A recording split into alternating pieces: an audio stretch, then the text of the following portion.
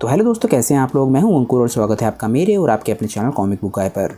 दोस्तों, आज की वीडियो में हम एक बहुत ज़्यादा खास स्टोरी को चैनल पर फिर से शुरू करने जा रहे हैं और ये स्टोरी है ड्रैगन बॉल AF की, यानी कि थर्ड सन ऑफ गोकू की स्टोरी। ज़ीकोर की स्टोरी बहुत ज़्यादा खास स्टोरी है क्योंकि ये ड्रैगन बॉल की सबसे पहली फ़ैन मांगास में से एक है और इसे लिखा है टोयोटारो ने, यानी कि जो अभी ड्रैगन बॉल सुपर की मांगा को कवर कर रहे हैं। आप लोग इस मांगा को काफ़ी लंबे समय से कवर करने के लिए रिक्वेस्ट कर रहे थे, इसलिए मैं एक बार फिर से इस मांगा को कंटिन्यू करने जा रहा हूँ। इसके 2 पार्ट्स में अपने चैनल पे पहले भी कवर कर चुका था, पर इनको मैं आपके लिए दोबारा डाल रहा हूँ ताकि हम इसे पूरी तरीके से एक बारी में कवर कर सकें। और मुझे पूरा यकीन है कि ये स्टोरी आप लोगों को बहुत ज़्यादा पसंद आने वाली है। दोस्तों, वीडियो शुरू करने से पहले आप सभी से एक छोटी सी रिक्वेस्ट, अगर आपको आज की वीडियो अच्छी लगे तो वीडियो को लाइक करना बिल्कुल मत भूलिएगा और वीडियो को अपने दोस्त के साथ शेयर भी जरूर कीजिएगा। जिन लोगों ने अभी तक चैनल को सब्सक्राइब नहीं किया है वो चैनल को सब्सक्राइब कर लें, क्योंकि चैनल पर लगातार वीडियोस आती हैं और मैं आपके एंटरटेनमेंट के लिए लगातार यहाँ पर वीडियोस लेकर आता रहता हूँ। तो चलिए दोस्तों, बिना देरी करे अपने वीडियो पर आते हैं। हमारी मांगा की शुरुआत होती है उस समय से जब गोकू ने फ्रीज़ा को हराया था। फ्रीज़ा स्पेस में होता है और वो ऑलमोस्ट मरने की कगार पर होता है। फ्रीज़ा का फादर उसे ढूंढ रहा होता है और उसकी स्पेसशिप में पता चल जाता है कि फ्रीज़ा कहाँ पर है और किंग कोल्ड जल्द से जल्द फ्रीज़ा तक पहुँचना चाहता है। किंग कोल्ड आखिरकार फ्रीज़ा को ढूंढने में कामयाब हो जाता है। आखिरकार फ्रीज़ा रिकवरी चेंबर में पहुँच जाता है जहाँ पर वो रिकवर कर रहा होता है। फ्रीज़ा दुनिया में सबसे ज़्यादा ताकतवर था और किंग कोल्ड ये देख के हैरान होता है कि फ्रीज़ा बिल्कुल अधमरा पड़ा है। वो बोलता है कि आखिर ये कैसे हो सकता है, आखिर फ्रीज़ा एक सैयन से कैसे हार सकता है। तभी हम देखते हैं कि वहाँ पर वो फीमेल सुप्रीम काय भी होती है जो हज़ारों सालों पहले बू के हाथों मारी गई थी। तभी हम देखते हैं कि फ्रीज़ा रिकवरी चेंबर से बोलता है कि फादर, मदर, मुझे बहुत ज़्यादा दर्द हो रहा है। और हमें पता चलता है कि ये सुप्रीम काय कोई और नहीं, ये फ्रीज़ा की मदर है। किंग कोल्ड बोलता है कि मैं उस सैयन से बदला लेकर ही रहूँगा। और हम देखते हैं कि फ्रीज़ा की मदर वहाँ से जाने लगती है। कूलर उसे रोकने की कोशिश करता है और बोलता है कि मॉम, आप कहाँ जा रही हो, फ्रीज़ा भी जिंदा है। सुप्रीम काय बोलती है कि मुझे उससे फ़र्क नहीं पड़ता, उस बेवकूफ़ को मरने दो, मुझे ऐसे बेटे की ज़रूरत नहीं है जो इस दुनिया में बेस्ट ना हो। कूलर और बाकी सभी सोल्जर से सुन के हैरान रह जाते हैं। सुप्रीम काय एक सोल्जर को बोलती है कि जल्दी से मेरे लिए शिप तैयार करो। वो बोलता है कि ज़रूर मैम। सुप्रीम काय अपने मन में सोच रही होती है कि आखिर वो कौन शख्स है जिसने फ्रीज़ा को हरा दिया। मुझे जानना ही होगा, अगर मुझे इस दुनिया पे कब्जा करना है तो मुझे उसका पता लगाना होगा, मुझे उस तक किंग कोल्ड और कूलर से पहले पहुंचना होगा।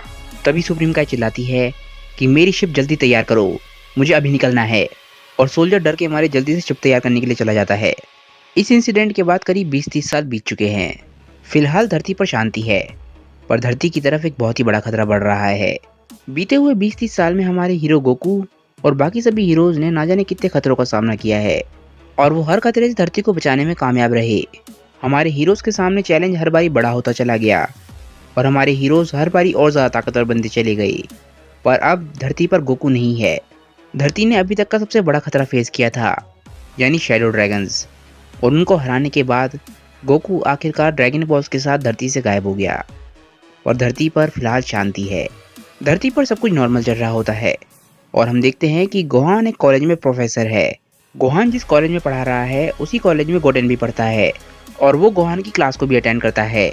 गोहान के लेक्चर के टाइम एक अनाउंसमेंट होती है कि उनके शहर में एक चोरी हो रही है, तो सभी को ध्यान रखने के लिए बोला जाता है।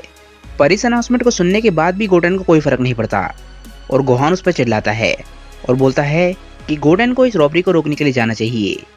गोटेन अपने दोस्तों के साथ घूमने जा रहा होता है, पर आखिरकार उसे गोहान की बात माननी पड़ती है। गोटेन इस मांगा के अंदर ग्रेट सैयमन 3 है। तभी हम देखते हैं कि शहर में चोरी करने के लिए पिल्फ गैंग आया हुआ होता है। दोस्तों, मैं आप लोगों को बता देता हूँ, ड्रैगन बॉल सुपर और ड्रैगन बॉल GT की टाइमलाइंस काफ़ी अलग हैं। ड्रैगन बॉल सुपर में ये अभी बच्चे हैं, जबकि ड्रैगन बॉल GT में ये लोग बूढ़े हो चुके हैं। जैसे ही गोटेन वहाँ पे पहुँचता है पिल्फ गैंग को रोकने के लिए, तभी वहाँ पे पपाया मैन आ जाता है जो असल में ऊब है और वो बड़े आराम से पिल्फ गैंग को हरा देता है। इस दुनिया में पपाया मैन यानी कि ऊब सबसे नंबर 1 हीरो भी है। इस दुनिया में वो मिस्टर सेडेन से भी ऊपर है और इसी लिस्ट के अंदर गोटेन 100वें नंबर पर है। और ये देखकर वो हैरान रह जाता है और वापस अपने कॉलेज की तरफ जाने लग जाता है। तभी शहर से थोड़ी सी ही दूर एक हलचल हो रही होती है।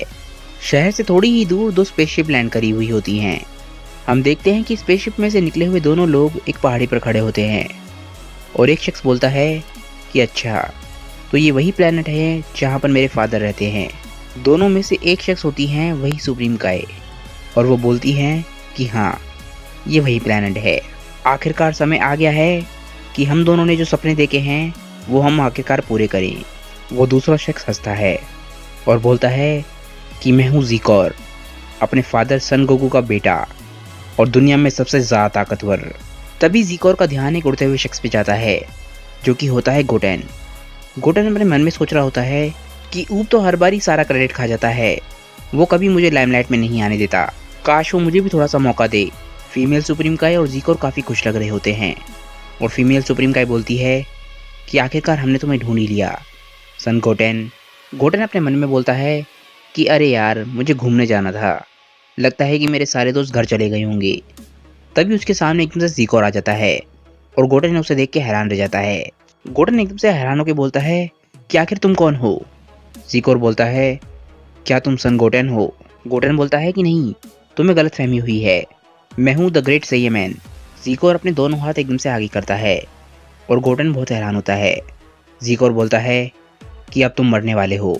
एकदम से ज़ीकोर गोटेन पे एक बहुत ही खतरनाक अटैक कर देता है और ये अटैक तो ज़्यादा खतरनाक होता है कि ऐसा लगता है कि गोटेन का नामो निशान मिट गया है।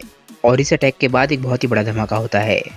ये धमाका इतना बड़ा होता है कि इसकी ताकत गोहान को भी महसूस हो जाती है। वो बोलता है कि आखिर ये क्या है गोटेन की मुझे आखिरकार महसूस क्यों नहीं हो रही है और ये इतनी बड़ी ताकत कहाँ से आ गई। शहर के आम लोगों को लग रहा होता है कि भूकंप आया है, पर कुछ लोग जो इस ताकत को महसूस कर पाए जैसे कि टीएन, वो समझ जाते हैं कि कुछ बहुत ही खतरनाक होने वाला है। ज़ीकोर के इतने बड़े अटैक से एक बहुत ही बड़ा गड्ढा बन गया होता है और हम देखते हैं कि गोटेन ज़मीन पे पड़ा होता है। वो बहुत ज़्यादा घायल हो चुका होता है और ज़ीकोर बोलता है कि मैं तो हैरान हूँ, ये अभी भी ज़िंदा है। सुप्रीम काय बोलती है कि ध्यान से, कोई आ रहा है। तभी हम देखते हैं कि गोहान वहाँ पे पहुँच जाता है। गोहान एकदम से गोटेन की हालत देखता है और उसके पास जाता है। सुप्रीम काय गोहान को पहचान जाती है और ज़ीकोर को बताती है कि ये गोहान है। गोहान गोटेन की हालत देख के बहुत ज़्यादा हैरान होता है और गोटेन से बोलता है कि गोटेन, क्या तुम ठीक हो? गोटेन की हालत इतनी ज़्यादा ख़राब हो चुकी होती है कि वो बोल भी नहीं पा रहा होता। ज़ीकोर एकदम से गोहान के पीछे आके खड़ा हो जाता है और गोहान को बहुत ज़्यादा गुस्सा आ रहा होता है। गोहान बोलता है कि क्या वो तुम थे जिसने मेरे भाई की ये हालत करी है? आखिर तुम कौन हो? ज़ीकोर गोहान से बोलता है कि अच्छा, तो तुम सन गोहान हो, पर मुझे ये बताओ कि तुम्हारी ताकत इतनी कमज़ोर क्यों है? गोहान को और ज़्यादा गुस्सा आने लग जाता है। वो बोलता है कि मैंने तुमसे पूछा कि मुझे बताओ कि तुम कौन हो। ज़ीकोर हंसता है और बोलता है कि तुमने मुझे नहीं पहचाना, मैं तुम्हारा छोटा भाई हूँ। गोहान ही सुन के हैरान रह जाता है। वो बोलता है कि छोटा भाई, क्या तुम मुझे पागल समझ रहे हो? यहाँ पर मेरा बस एक ही छोटा भाई है और वो है गोटेन। ज़ीकोर ही सुन के हंसने लग जाता है और बोलता है कि हाँ, मैं जानता हूँ, तुम दोनों में ही धरती के कमज़ोर लोगों का खून है, सही कहा ना? तभी हम देखते हैं कि वहाँ पर ट्रंक्स और वेजिटा भी आ जाते हैं। गोहान उन दोनों को देखकर थोड़ी सी राहत की सांस लेता है। ज़ीकोर उन दोनों की तरफ देखता है और बोलता है कि लगता है यहाँ पर और भी ज़्यादा सैयंस हैं। वेजिटा गोहान से बोलता है कि तो क्या ये वही है जिसने गोटेन की ये हालत करी है? गोहान बोलता है कि हाँ। ट्रंक्स देखता है कि गोटेन बहुत ही ज़्यादा बुरी हालत में है। गोहान बोलता है कि मुझे समझ नहीं आ रहा है कि इसने ऐसा क्यों किया। ज़ीकोर बोलता है कि मैं इस दुनिया का सबसे ताकतवर वॉरियर हूँ, जिसके अंदर एक देवता के जीन्स भी हैं और दुनिया के सबसे ताकतवर वॉरियर के जीन्स भी हैं, और मेरा नाम ज़ीकोर है। गोहान बोलता है कि स्ट्रॉन्गेस्ट वॉरियर, देवता, तुम क्या बातें कर रहे हो? तभी एकदम से सुप्रीम काय गोहान और वेजिटा के पीछे आ जाती है और बोलती है कि चिंता मत करो, मैं तुम्हें समझाती हूँ। वेजिटा, गोहान और ट्रंक्स तीनों उसे देख के हैरान रह जाते हैं और गोहान बोलता है कि क्या तुम हमारी तरफ हो और तुम हमारे पीछे कहाँ से आ गई? सुप्रीम काय बोलती है कि ज़ीकोर के फादर वही हैं जो तुम्हारे फादर हैं, यानी कि सन गोकू। बस तुम्हारी मॉम सी हैं जो डिफरेंट हैं। तुम्हारी मॉम एक ह्यूमन है, पर ज़ीकोर की मॉम यानी मैं एक देवता हूँ। गोहान ये सुन के हैरान रह जाता है और बोलता है कि तुम क्या सोच रही हो, हम तुम्हारी बात पे बिलीव करेंगे? आखिरकार ज़ीकोर की आइडेंटिटी सबके सामने रिवील हो चुकी है। सबको पता चल चुका है कि ज़ीकोर कौन है। और अब जब ज़ीकोर की रियलिटी सबके सामने आ चुकी है तो अब हमारे हीरोज़ क्या करेंगे, ये हम जानेंगे आगे आने वाली वीडियोस में। क्योंकि दोस्तों आज की ये वीडियो यहीं पे ख़त्म हो जाती है। मुझे नीचे कमेंट करके बताइए कि आज की ये वीडियो आप लोगों को कैसी लगी। अगर आपको आज की वीडियो अच्छी लगी हो तो वीडियो को लाइक करना बिल्कुल मत भूलिएगा और वीडियो को अपने दोस्तों के साथ शेयर भी जरूर कीजिएगा।